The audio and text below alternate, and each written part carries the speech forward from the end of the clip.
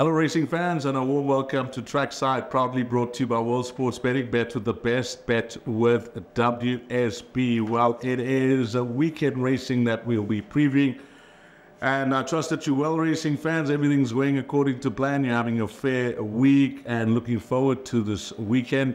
It is a double header. We race in Vereniging at the Vaal on a Saturday. It is World Sports Betting Race Day. With the main event being the World Sports Betting Grand Heritage, and then of course we move over to Hollywood Bets Kenilworth on Sunday. Well, with it being our sponsors race day, that's a race meeting we'll be concentrating on. It is one of the signature race meetings of the South African racing calendar, because we don't get a field this big throughout the season, where 25 horses are carded to race.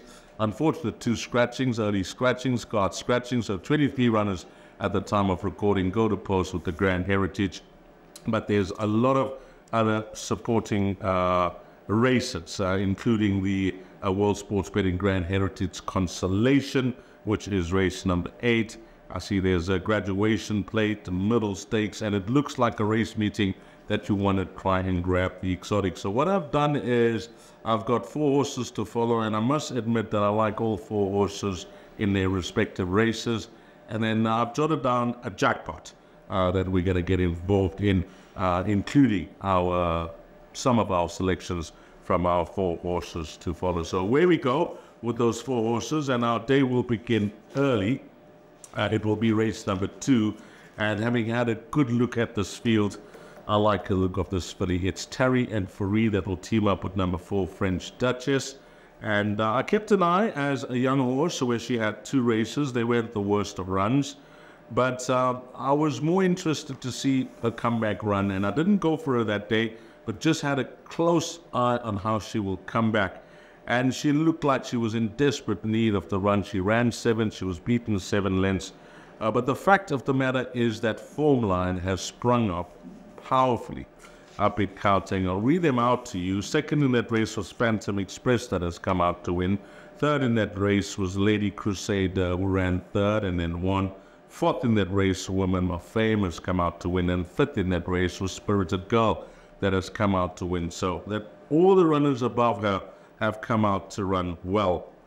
Now, the rest of 6th of June to the 28th of October, as I mentioned, she looked like she was in need of the run, and she was entitled to do so.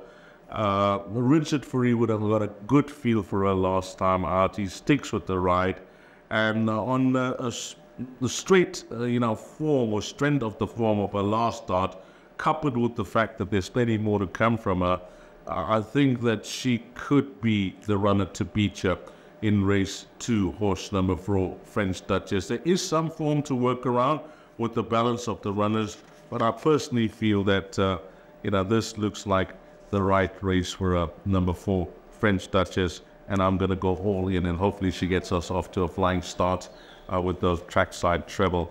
Race 2, horse number 4, French Duchess. We then move along to race number 4, and it is the start of the Pick 6, and at the time of recording, number 1, Sheldon is a scratching, which just enhances my confidence with a horse called Captain Hindsight, Tony Peters' runner. Now, I have to pay compliments to both horse and trainer here. Now, the horse is a 7-year-old, and he's had, let's count it, 1, 2, 3, 4, 5, 6, 7. Let's get that right, 2, 4, 7 runs for trainer Tony Peter, and the record is quite simple. 4 wins. The wins have been over 1,200 twice, 1,000 meters twice, 2 seconds, and a third. So the form is faultless for the yard.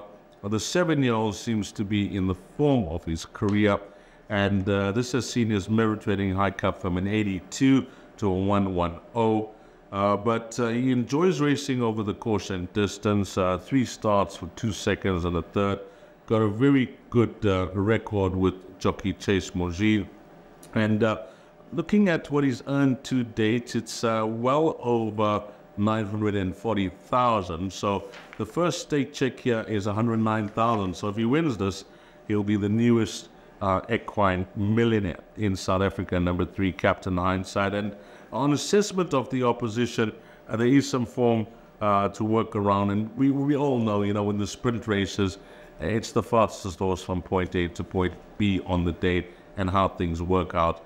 And I think that this race looks tailor-made for him to notch up his 11th career win, take his stakes past R1 million, and hopefully a banker for us in the first leg of the Pick 6 as well. Race 4, horse number 3, Captain Hindsight. We're all in with him there. Course and distance record, and of course the form that he's in, coupled with the fact that he runs well for Chase Mojin. There's lots to like about number 3, Captain Hindsight. So we've gone races 2 and 4, and then we go on to race number 5. Well, in the 5th race, which is a graduation plate over 1,700 meters, the best weighted column is topped by Ready from the stable of Brett Crawford, the filly, who was given a massive hike from an 86 up to a 106, 20 pounds for running third in the first leg of the Triple TR, the Gauteng Fillies Guineas. So if you're a believer in her rating, you think it's true off this mark, then it could be the right race that they found for her to just build a confidence and notch up another career win. If not, and if you're in the camp that I am in, which is with the 3-year-old number 3, 6, Guy Gibson, then I think Guy Gibson is worth a go here. This horse has been kept with his own generation throughout his career as a 2- and 3-year-old. This is his first run that is going to be exposed against some of these older horses. But I think he's true. He's earned his rating, and I think he's true of this mark of a 105. And it's, having watched his recent starts, the way he travels in a race, he seems like he's got so much to come, but he just doesn't go on with it. So it's no surprise. In fact, I'm actually pleased that they've gone with the blinkers, and if it has the desired effect with number 6, Guy Gibson, who's being a half-brother to a Group 1 Cape Guineas winner in Kilindini, you know, the distance will be no issue. 1,700 meters, no problem for him, number 6, Guy Gibson. It's just that I'm hoping the blinkers could be the key factor here for him to start winning again, because he was a debut winner and he hasn't run badly against the best of the best. You know, the horses like Sandringham Summit, Main Defender, Purple Pitcher, Lucky Lad. You know, all those numbers just jump off the page when you speak about these 3-year-olds. So number 6, Guy Gibson, has just been off them, and the blinkers, that's the key here. I'm going to include it in our trackside trebles. Race 5, number 6, Guy Gibson. And then it's on to race number 6. And here, this filly, number 6, on the horizon. Now, she is a filly that has obviously gone up now in the ratings to a 90. But I think one has to pay compliments to trainer Lucky Hudalakis for finding this type of race for her, which is a middle stakes. And she comes in with a very useful galloping weight against these horses, carrying 53.5 kg. So it's not just about, you know, nominating your horses and finding races for them. It's finding the right type of fields and races that will suit their rating for them to be competitive in, because to win 4 in a row is not easy.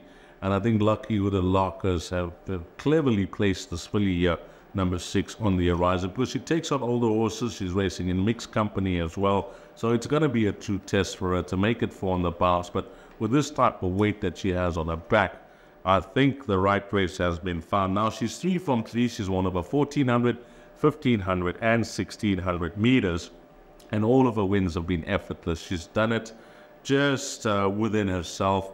She hasn't been pushed or hasn't been stressed or hasn't been punished to win those races. She's just done it in a manner of a professional athlete, number 6 on the horizon. Now, last start in particular, we know that it can be the kiss of death when you break through the starting stalls reloaded and, you know, have to jump again. But she just took it in her stride when she broke through last time out, and when the gates opened and she moved up at the 400-meter mark, that was it. Just showing the type of class that she has. And the owners and the stable have all been very patient with her, you know, having only started off a career as a 4-year-old on the 22nd of August. So, you know, compliments to them for believing in her ability. And for whatever reason they had to wait this long, well, it's just been wow that she's come out to win 3 on the bounce, and I think she's going to make it 4 in a row. Horse number 6 in race number 6, which is on the horizon. And that is our 4 to follow. Races, let's just recap. Yep, races 2, 4, 5, and 6. So what I've done is that I said let's go for Jackpot 2, because 2 of our runners that we go to trackside come up in the Jackpot. So the Jackpot's going to be a very simple one. Race 5, we're going to bank a number 6, Sky Gibson. Race 6, we're going to bank a horse number 6 on the horizon. And then we're going to go field in the Grand Heritage. Well, it's such an open-looking race when you look past the top one in the betting on World Sports Betting, which is number 13, Silent War. And I think there's only one other horse in single figures on the World Sports Betting betting menu for this race, and that's number 8, Celtic Rumors. The balance are all in double figures, so it looks like a race that you want to try and grab this quartet. And if you get a percentage of this, it is going to pay regardless of the result. And if you drop a horse like number 13, Silent War, then it's pay batal. But in this race, I'm going to go field in race number 7. So we've got banker, and then we're just going to go field. I mean, that is the way to play. So it'll be 23 times how many horses in race number 8? 10. It's a 230 rand spend with 2 bankers and 2 fields. You get rough results in the last 2 legs with your 2 bankers arriving. You will certainly get more than that 230 rand. And if you want to know my selection for the Grand Heritage, well, I'm going with a big roughy horse that's priced up way in double figures. And that's going to be number 20. Funky Music. So if you're looking for a roving banker, you can't make up your mind, and maybe you're looking for some guidance. Number 20, Funky Music, Paul Matchett's runner with Jared Penny up. The fact is the horse is in excellent form, having won 3 races in a row. And I know last time out the apprentice allowance did come into effect when winning, but the horse is in good form, 52.5 kgs on his back, and the race is up handy, which I think is a plus as well. Against this type of field, I can see this horse running competitively and possibly staying on for the top 4 position, if not winning. So that's going to be my selection for the World Sports Betting Grand Heritage. A very exciting race with 23 runners thundering down the Vaal. 20 Funky Music going to be our aerobic backup in those quarters. And that's it, guys. We wish our sponsor, World Sports Betting, all the best on their race day at the Vaal in Vereniging. It's always a wonderful race meeting to attend. I've been there a few times. It is a drive from wherever you're traveling, unless you live close to Vereniging, but it's worthwhile because it is a carnival atmosphere when I visited in years gone by. And yeah, wish World Sports Betting all the best on their race day, and to you, the valued racing fan. As always, on behalf of World Sports Betting, thanks to all the punters, but more importantly and more especially, thanks to you, the valued customer. Until we meet again, you have a blast, find all the winners. Hopefully it turns out to be a very successful weekend for you. And until we meet again, you take care. Salaminga.